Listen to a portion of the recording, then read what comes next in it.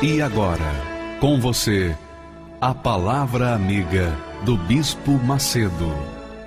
Deus abençoe a todos vocês abundantemente no nome do Senhor Jesus. Claro, essas bênçãos que nós determinamos, que nós enviamos, elas dependem, obviamente, das pessoas que recebem a palavra, né? Que recebem essa bênção, acreditam nela, não é?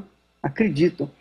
Porque se você não for um receptor, então de nada adiantam as ondas da fé, não é?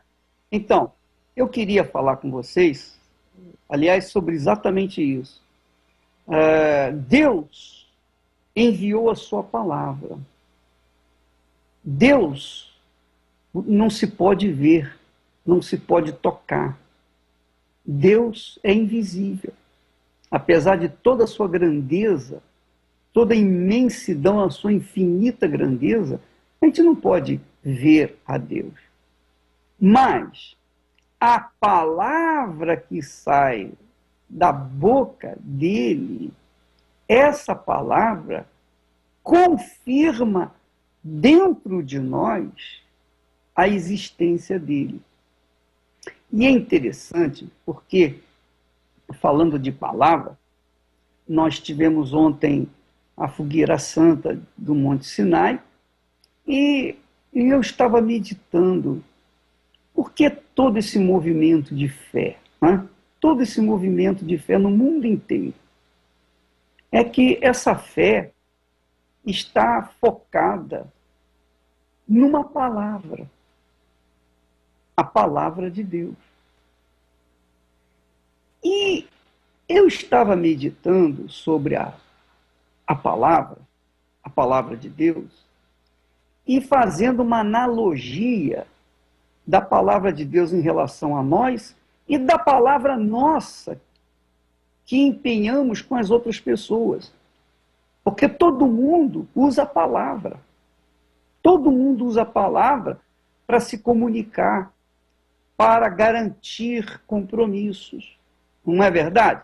Para assinar contratos, para fazer negócios, para comprar, para vender. Tudo depende da palavra. E, antigamente, a palavra era o termo, era, digamos assim, a ponte entre a honra e o homem. A honra de um homem, a honra de uma pessoa, estava na sua palavra. A honra e a palavra caminhavam juntas. E hoje, elas deveriam também caminhar juntas, não é verdade? Porque se você assume um compromisso com uma pessoa, seja de ordem sentimental, casamento, você quer casar comigo? A outra diz, eu quero. Então eu quero dar minha vida para você. Ótimo, excelente, eu também quero dar minha vida para você.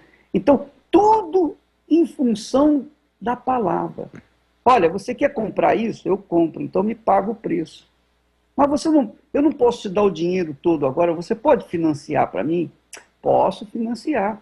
Você vai pagar tanto por tantos meses.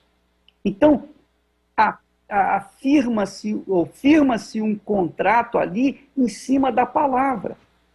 Tanto a palavra do comprador quanto da palavra do vendedor. Então, esse conceito, aliás, antigamente o conceito de honra e palavra e fé caminhavam juntas. Caminhava junto.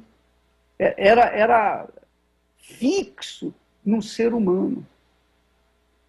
Quer dizer, uma pessoa fazia negócio com a outra em cima de uma palavra, de uma honra.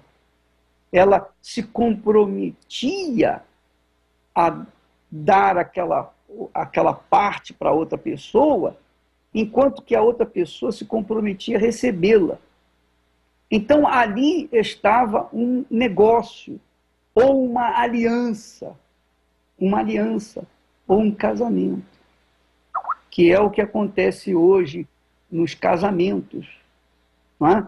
Que se firmam no altar. Há aquele juramento mútuo em cima da palavra. E se empenha o quê? A honra. No tempo do papai, ele dizia para mim, meu filho, nós sempre fizemos negócios em cima da palavra de honra.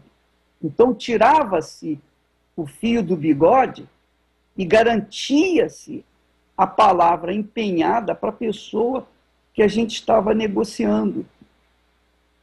Então, antigamente, o conceito de honra, juntamente com a fé, com a palavra, era o que norteava a humanidade.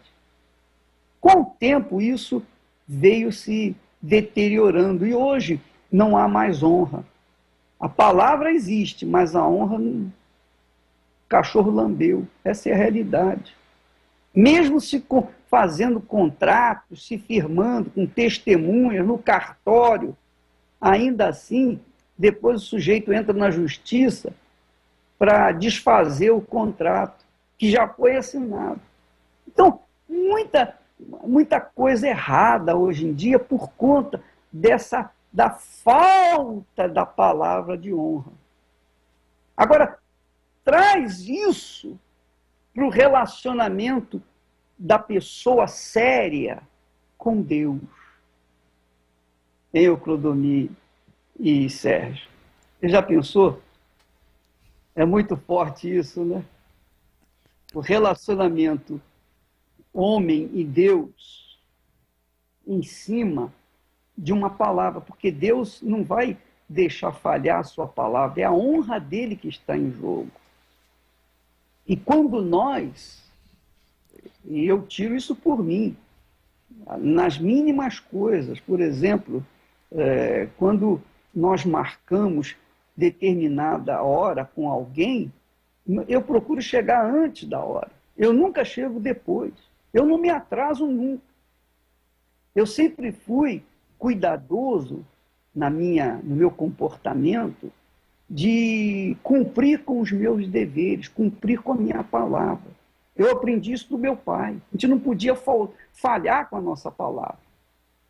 Quando eu chegava da escola, no primário, a primeira coisa que eu fazia era resolver os problemas de casa, da escola. Depois eu ia brincar, ia fazer outras coisas. Mas primeiro eu tinha minhas obrigações, minhas responsabilidades. Quer dizer, quando uma pessoa tem esse caráter, fica fácil para ela crer na palavra de Deus.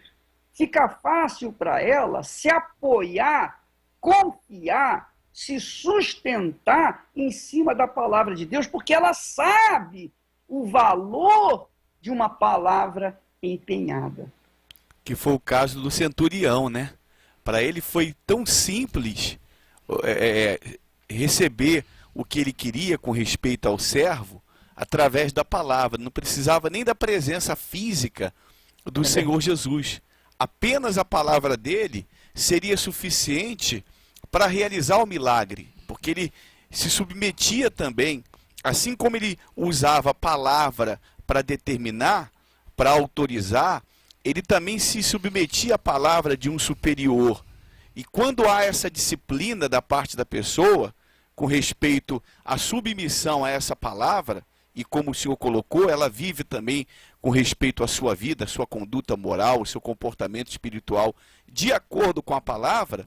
Então, diante das adversidades, diante das lutas, dos desafios, ela não tem dúvida. Ela não se entrega às inquietações, ao desespero, porque ela sabe que a palavra vai se cumprir. Então, aquelas circunstâncias, para ela não são inimigas, são aliadas, porque ela vai se fortalecendo com aquilo, ela vai crescendo, porque ela está firmada na palavra, ela não está firmada no que os olhos estão ou não vendo, no que os ouvidos estão ou não ouvindo, ou no que está sentindo. Ela está firmemente apegada a essa palavra, bispo. E aí, quando ela se sustenta nessa palavra, fica difícil para as dúvidas do diabo sobrepujarem essa fé. O diabo fica amarrado por conta dessa fé, dessa postura, desse comportamento de fé em relação à palavra promessa de Deus. Então, quando você vê assim pessoas que, eu não consigo isso, eu não consigo aquilo, a minha vida não muda, e não sei o que, reclamando e lamentando, as pessoas, eu não... Enfim,